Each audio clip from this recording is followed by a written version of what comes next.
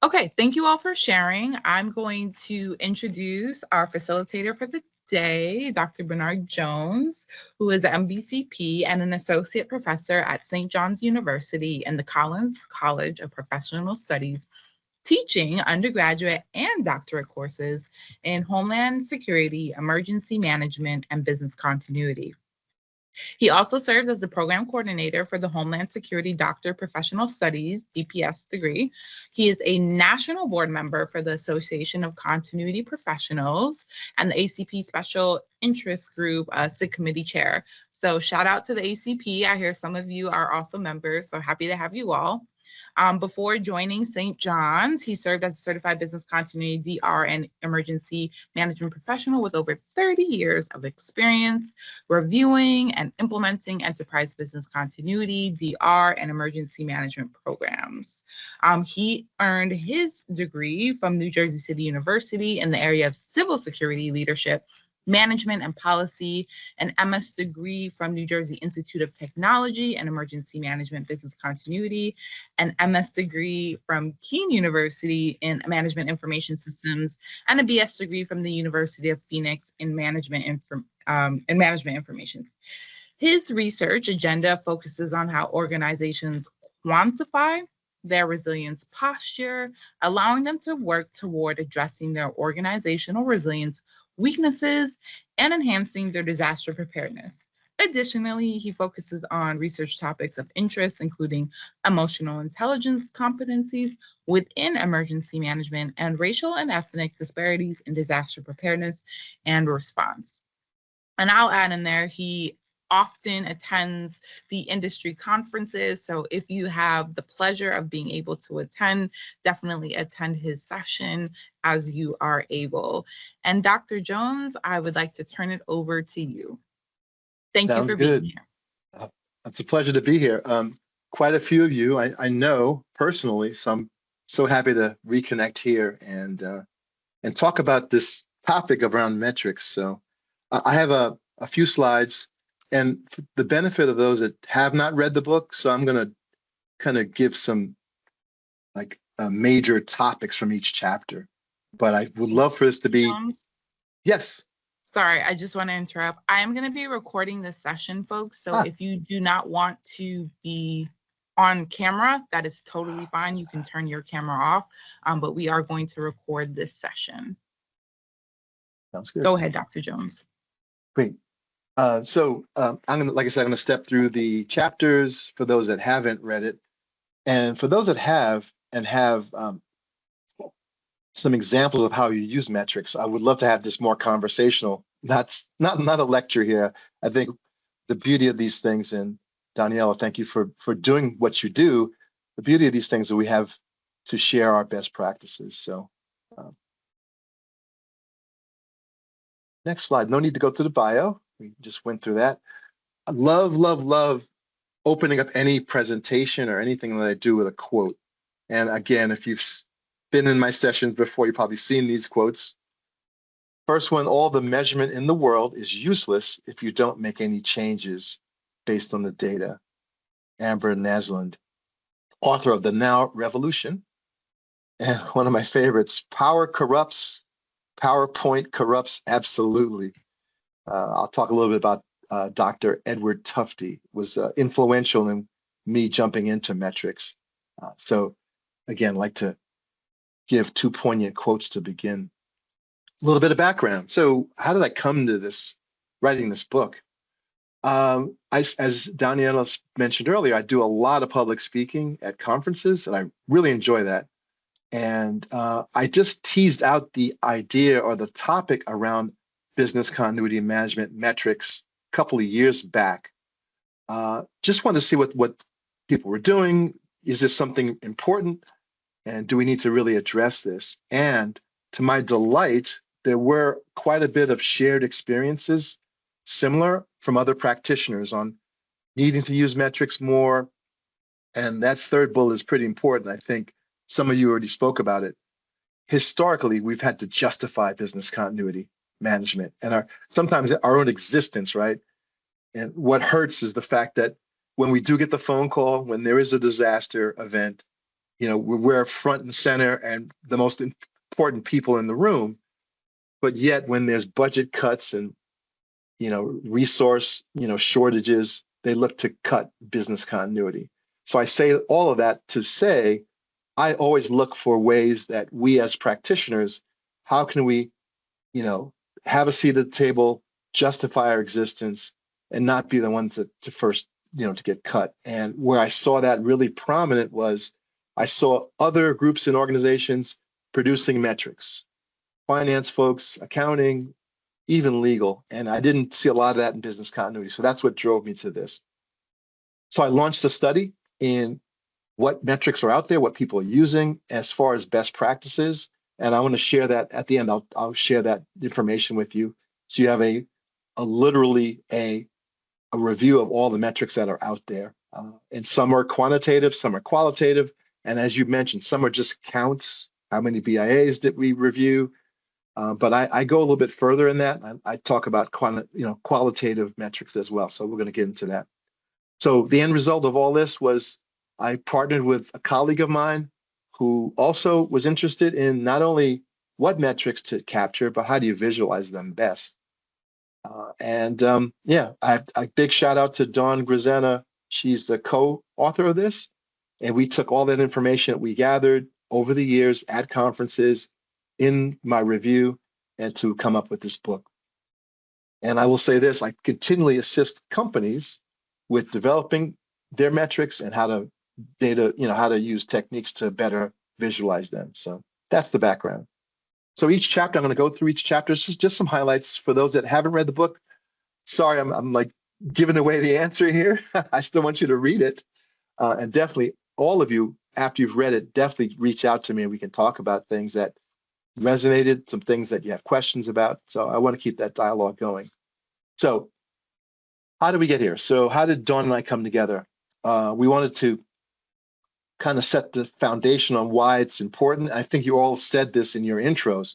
It's critical to be able to demonstrate, articulate metrics that are part of your programs.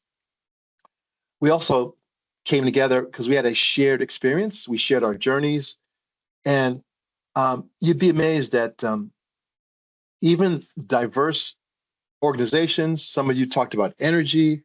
I think we talked about emergency risk, enterprise risk management. Doesn't matter what industry you're in, what company you're in. It's important to be able to measure and your metrics and measure your ability and your resilience capabilities. So that, again, we're kind of the catalyst to bring us together, Dawn and I, to write the book. Here's the bad news. We as resilience practitioners are often called upon in the aftermath of a disaster or an audit or a customer complaint. It's almost like reactive, right? I would say that the reactive culture, we have to shift that to being more proactive and more data informed. So the more data you can capture in metrics to demonstrate what you're doing in your programs, your interactions and engagement with senior leadership, that data is really important. So we need to be more proactive. Chapter 2, what is organizational resilience? So we give a definition around what we feel is organizational resilience. Definitely, we emphasize it's multifaceted. There is no one standard way to define this, but here's our definition. It's the ability for an organization to anticipate, prepare for, respond to, and adapt to disruptions and incremental change. So here's a spoiler alert. We don't necessarily look at this only in the context of disasters, but you'd be amazed to know that even incremental changes in your organization, not driven by a disaster, not driven by some event, capturing metrics around that also will build resilience. So we wanted the book to be not just focused on disasters, although that's really primary in our fields, but to be able to integrate this in your normal day-to-day operations, and incremental change is really important. So we say resilience is not just a function of emergency management, but more strategic. It's an imperative, a strategic imperative, which involves culture, leadership, technology, and operations. So a lot into it. That's what kind of drove us to this. We didn't want to be just kind of pigeonholed into one specific focus area. We talk about the importance of metrics, and I cheer you all. You all mentioned this in your intros, but we argue metrics is the linchpin, right, for all your effective organizational resilience programs, whether it's your DR program or your business continuity program. Having data and articulating the correct metrics is really important. So without metrics, we can't assess our readiness, we can't identify any gaps, and more importantly, we can't even make informed decisions. Nobody wants to make decisions, based on not having proper data. So our core reason for why metrics matter, we want to track performance, align it to objectives, identify any weaknesses. And I don't remember who said it, but we want to use this to guide our investment decisions. Investment meaning investments in our programs, getting more funding for our programs, and more resources where needed. So really important. That's why we feel that metrics are important. We call them objective and key results. I know OKRs can be termed in a different way, but we introduced the concept of key results and objectives, how you quantify those. We feel that you could do strategic goal setting, and that the framework for that is by capturing these data points. And we advocate when you can use these OKRs and integrate them into your programs, it helps to align your activities. And again, I mentioned earlier, each one of your organizations has a goal, a mission, a vision. And I'll tell you this right here, this is really, really important. If you haven't already, spend some time reading your organization's mission and vision and just strategic goals. And I would do that every new year when I'm at an organization. I would do that. I would read through that and I would make an alignment on those goals, that mission and vision. How do I relate that to resilience? And those were like, we don't really talk about that as a metric, but the more you can align to what the company's focused on as far as high level mission, vision, and organizational goals, and how you can map that to metrics within your program, your resilience program, is a huge differentiator between just kind of a standard, resilience team or program with one that has elevated and enhanced your ability to connect with senior leadership. I hope that makes sense. I know that it was a mouthful, but that's really important. It just levels up your ability to not only articulate the correct metrics, but to, again, map that to what executives want to hear. They hate to hear, we need more funding, asking them for funding. And that's really important. We do need more funding. But when you can tie it back to the mission and vision that senior leadership maps out for the organization, that's a real differentiator. So what do we measure and why? So here we do a little deep dive in chapter 5. We start to deep dive.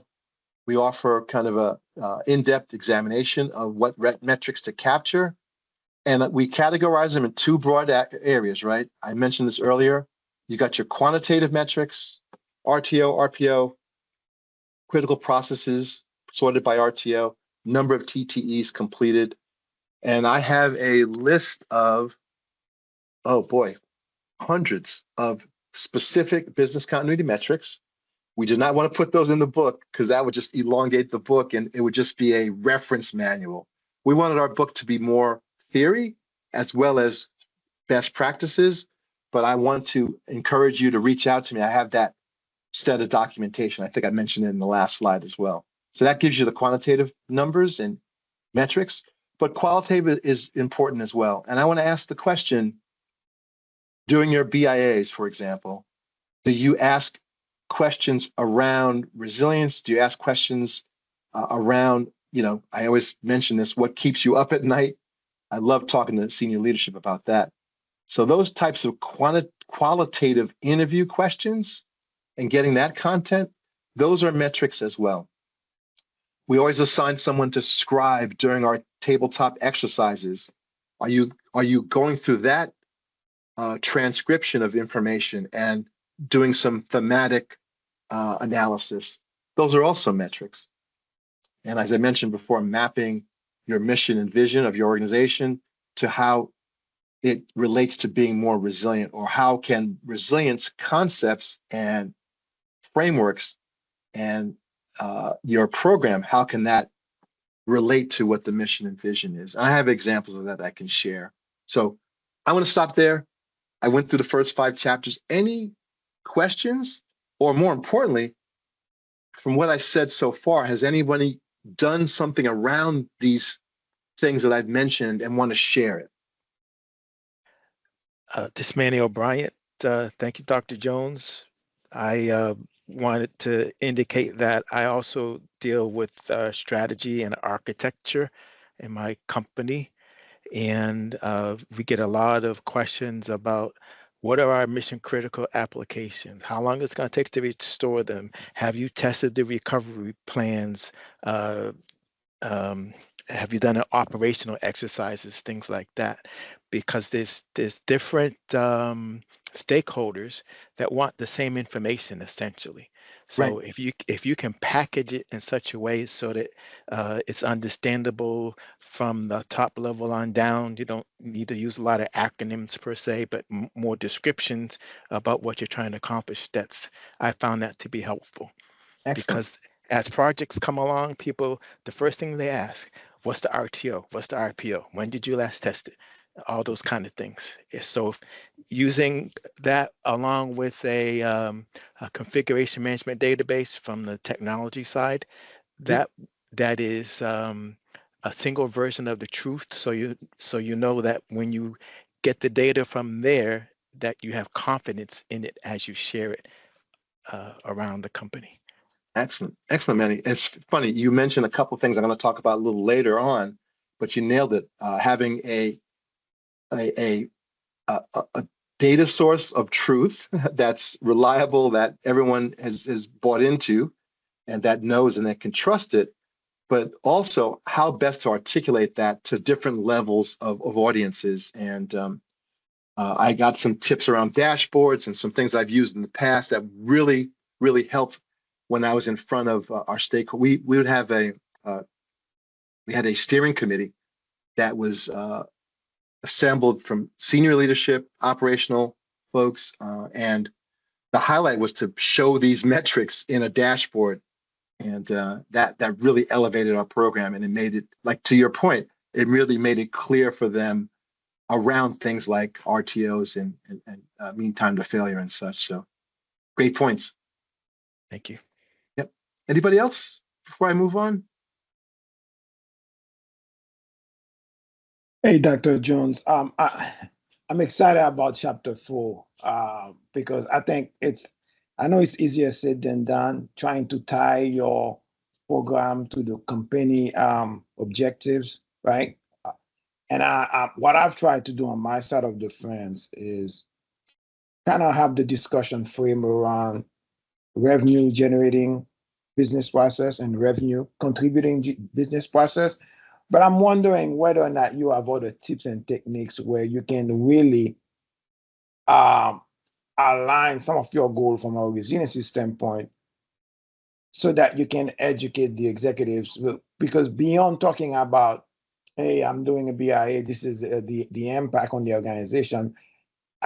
I find one example that I've used is, I mentioned chasing the revenues, right? How do we make money, and how can we can potentially lose it, and what are the controls we need to implement? But since you have broad experience across several industries, at high level, are there other techniques that you can suggest to ensure that you align your activities with the broader picture for the company? Sure. No, great point. Great question. So I kind of went back to chapter 4 just because you said that here. So some things that have been successful for me, and I mentioned this earlier, we have a steering committee. I'm not sure if any of you do that as well, but that's a quarterly meeting where essentially that meeting is based on how our resilience program is we present on current state. We talk about our program. We talk about the activities, high level, and we present the dashboard, which is easily discernible. And I have some techniques I'll talk about later, easily discernible for executives to kind of digest the information. And so that's the one kind of larger initiative that I've been doing, and it's been really successful. But to your question, I've also had not quote unquote a BIA with executives, but I've gotten time on their calendars to talk about, again, high level mission and vision, but within their own lens, what resilience means to them. And you'd be amazed, even in one company, where you have a fair amount of executives, senior leadership executives, each of them talk about resilience in a little different way, right? So I think combining this engagement with them on a quarterly basis, producing metrics. We do metrics pretty much weekly. Not that we share them up on our SharePoint, but we come together in an official way every quarter to discuss the program, to discuss what we've done as far as just the normal operations of your BC program, BIAs, tabletops. We also discuss real-time events that have affected the company. And again, you want to do that not just when a disaster hits, right? Not when you have an event, but having that engagement and that collaboration with senior leadership, one, elevates our program, two, puts us in front of senior leadership more often, being more proactive, and three, clearly understanding what in their minds is important as far as the company, as far as potential impacts from disaster. So I think I was long-winded there, but I do a little bit of both. The senior leadership steering committee update, the dashboard, and then having those conversations with senior leadership one-on-one. I think sometimes one-on-one is a better context than having a whole group talk about these things. Hope all that makes sense. Sorry for being so long-winded. Thank you. You got it. You got it. So just keep me honest on time. I got a few more slides. Are we rolling? Okay. 19 minutes. Yep.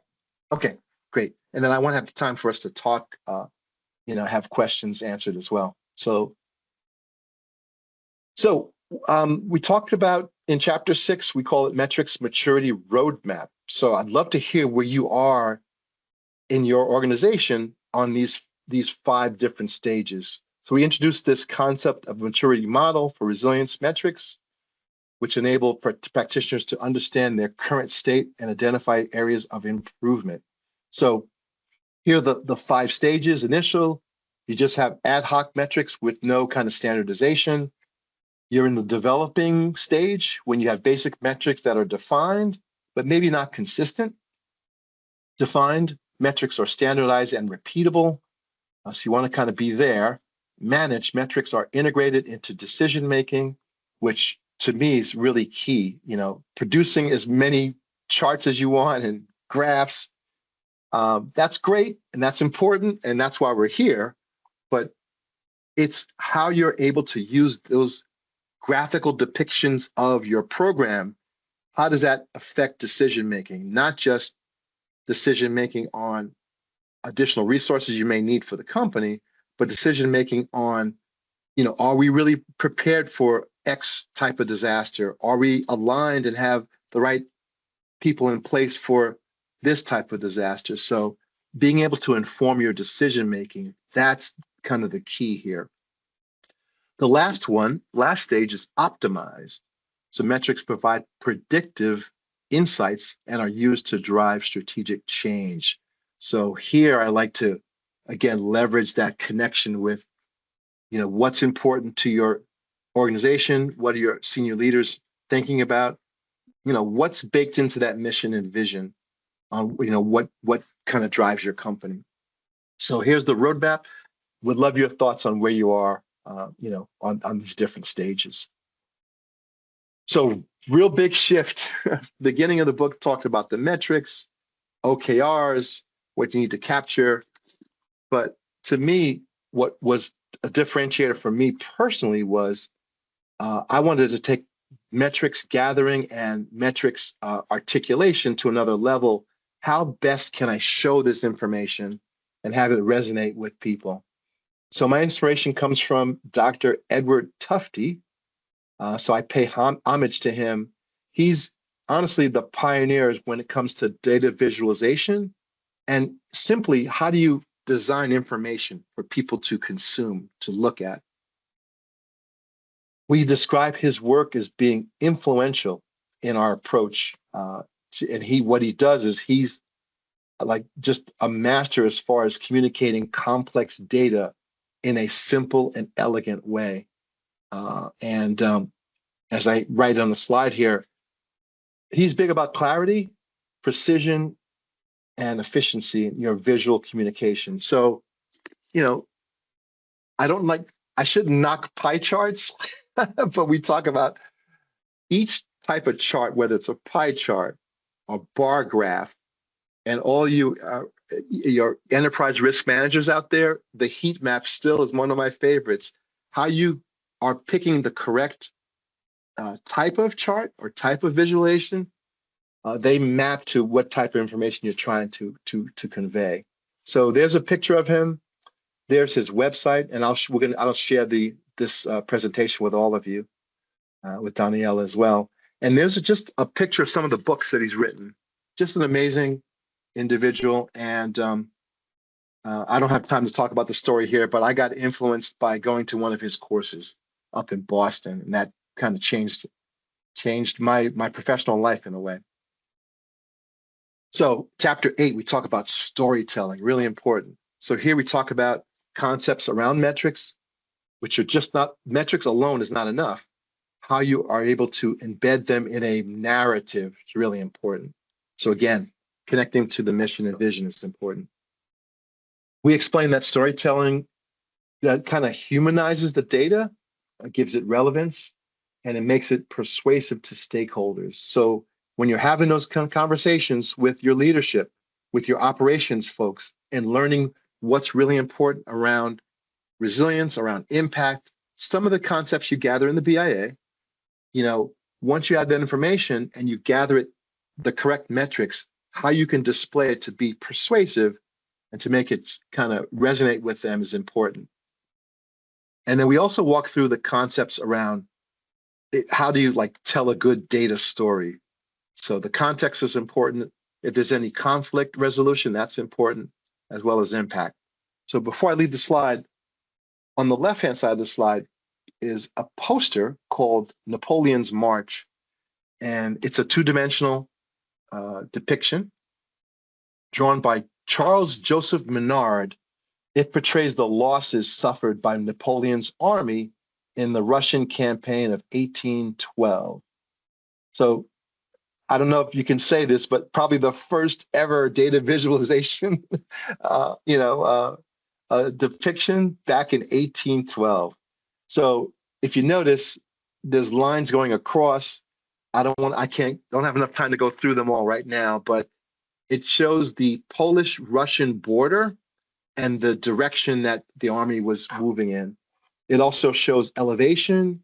It shows the shrinking of the army. And it's important because during this campaign, temperature was an important factor that, pretty much determined the soldiers that were part of this battle. So just wanted to show you that it's a great kind of visualization of metrics, and it did inform decision making. It informed what they needed to do, but I was just amazed to find that this was done back in 1812. Chapter 9, we talk our little primer around data visualization, some tips and tricks. Would love to hear if you have similar situations where you've used these techniques in your data visualization of your metrics. So we offer a hands-on primer for resilience professionals. Here are some of the topics. We talk about selecting the appropriate chart type, how do you use color effectively, and how do you simplify complex data. So you've done this before, pie charts, bar graphs, etc. For example, we recommend using bar graphs, bar charts for comparison, makes it easy. Line graphs for trends, you want to see that. heat maps for volume, in your standard heat map in risk management, you want to stay away from that highly red zone, which is a likelihood and impact. And then we can use pie charts, but we use them sparingly. That's one of the tips we have. So closing in, I mentioned dashboards. We talk about dashboard tips and tricks as well. How you present information to your senior leadership is really important. We feel that the dashboard concept, where you have different components, you may talk about your BIA analysis in one component. Hey, how are we doing with our tabletop exercises? We've done some qualitative interviews with stakeholders about resilience. We have those themes in this quadrant. So having them in quadrants and easy to read and understand and to be clear has been just a great practice that I've been really successful with, in my time, and again, displaying this information for all stakeholders. We like to focus on key indicators. We use filters in drill downs, and I've been successful using Excel spreadsheet as a data source into Power BI, and then taking that Power BI information and rolling it up to a SharePoint website. And that learning curve wasn't too difficult. I have a template, a process for all of that. I would love to share that with those that want to go that route. And I can get you up and running, producing some quality metrics around your data and publishable to your SharePoint in just a matter of like a week. So let me know if you want to definitely explore that. So dashboarding tips and tricks was chapter 10. Last chapter, future considerations. We would be remiss if we didn't talk about the continued evolution of artificial intelligence, but how can we leverage these tools around this evolving landscape of resilience? And every day it seems like there's another thing that we need to be more resilient about. So we examine trends. We look at things like cyber attacks. I think some folks mentioned that already. Climate events, can't miss, we need to focus on that as well as geopolitical. Some of you talked about having a third party and having multiple stakeholders. So being able to understand that, leveraging these tools to stay on top of these things is really important. So we talk about that in this chapter. We explore innovations like AI and machine learning, and also the ability to use AI to automate some things as well. Not just automate and help you to do your program tasks better, but to automate and generate metrics around being more predictive. We also talk about that in the chapter. So I know we're closing in pretty close here on the end. Here's how you can purchase the book if you haven't already. And again, I'll provide this information to everyone. There's a little YouTube overview of the book as well. Here's some more resources. There are also links in here. That metrics project I talked about, where I have just hundreds of metrics that you can capture and use. I have that all documented. Here's some other kind of data points that we like to always share, as well as we have a LinkedIn group, Dawn and I, that we put out there that we have people jump in that they can ask questions about, hey, what are you using, or what are you successful with? Or more importantly, here's what I've done that's been really, it really works in my company, my organization. And we like to share that information, and feel free to do that. So there's some resources there. Please keep in touch. If I have not already been connected with you, connect with me on LinkedIn. And I want to help. I'm at the tail end of my career, so I do more mentoring and helping folks. So we can have a little session. I can help you. I can look at what metrics you're capturing. I can help you with some, like I said, spreadsheet development and how do you tie it into Power BI. And again, my goal is to kind of help people get better in what they're doing. And I hate to, again, have to justify our existence, because I know we're really important. So I don't know if we have much time here, but anybody have any questions? And I'm sorry, I went right to the end, Daniela. I got all. No, I just want to jump in and say thank you, Dr. Jones, for taking time to facilitate this. I think when you have the author and the person who's putting all of this together to hear their actual perspective is incredibly meaningful. And I want to express gratitude for everyone who came today and participated. So we do have a few minutes for any questions or discussion that you all want to bring up. And I did place the link for the metrics group, the Global Resilience Exchange group, as well as to get the book. So please copy and paste this message so that you can access the links after. Any comments from anyone, or any comments? I have a comment in that this is just tremendous. Based on what I've seen in my number of years in this space, this is one of the most comprehensive references that anyone could use. And I know you have links to other things as well. But what I struggle with as a team of one, essentially, is telling my story. Because as you indicated, a lot of times you have to justify your reason for being, and unless there's a disaster happening or some other event, people just forget about you, essentially. So having this way to using dashboards and what you talked about, like quarterly meetings, is very helpful. Excellent. And just reach back to me, Manny, for sure, because oh yes, like I said, I really mean it. If in our book we talk about theory, we give some examples, some best practices, but the question then becomes like, can you show me specific examples, or what are you using for metrics? That's I'm all ears. I just want to help, and I think, like, to your point, and especially if you're a team of one, wow, that's a tough order. Not only just keeping the thing going, but to be able to articulate and have those conversations around things that you need, and just showing how resilient the company is. So yeah, definitely reach out. Let's chat, and I'll show you some examples. And that goes to everybody. So awesome. Just Thank you. humbled to help. Thank you. Yep.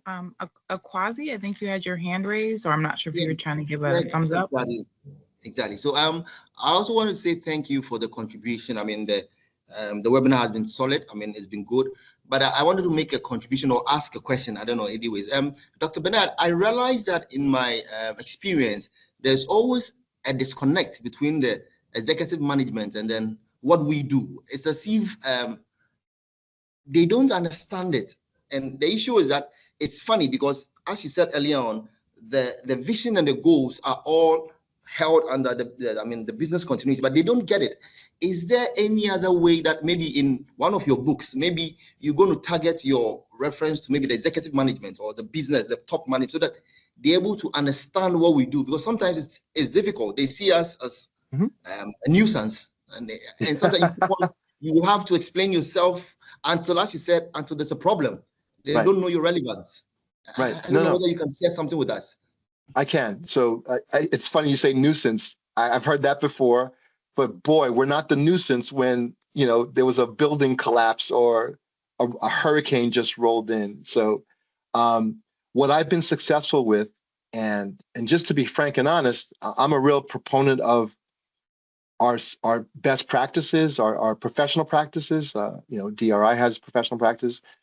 Key thing is executive buy-in, right? So talking to executives right at the beginning, and not just the beginning, but continuously. So that's where I have the chance to articulate what we do, why it's important. And I hate to say it, you almost kind of feel like, why is that even needed? Why should we have to go to that length?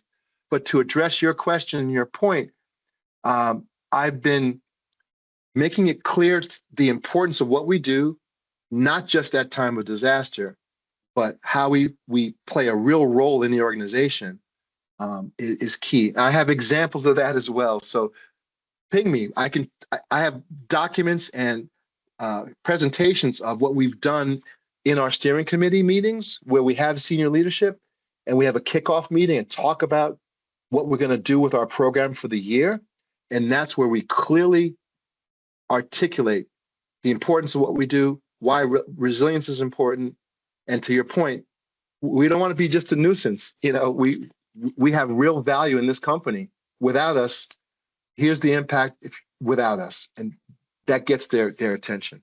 So I can share some Thank you. stuff with you, tangible information, some art, you can leverage this and it'll help you.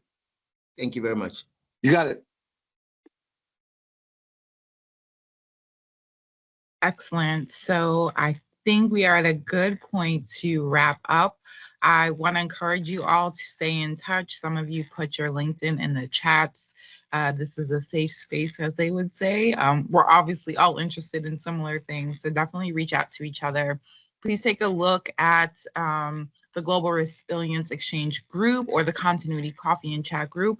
We already have our next author lined Awesome. up for September, I believe, 27th. So keep an eye on my page. If you're not in any of those groups, please reach out to Dr. Jones. He is not lying to you when he says he wants to hear from you, that he does want to continue the conversation. So join the group, reach out to him directly, keep an eye on LinkedIn. Happy to have you all. You all will go down in history since this is the first reading club. So I appreciate you all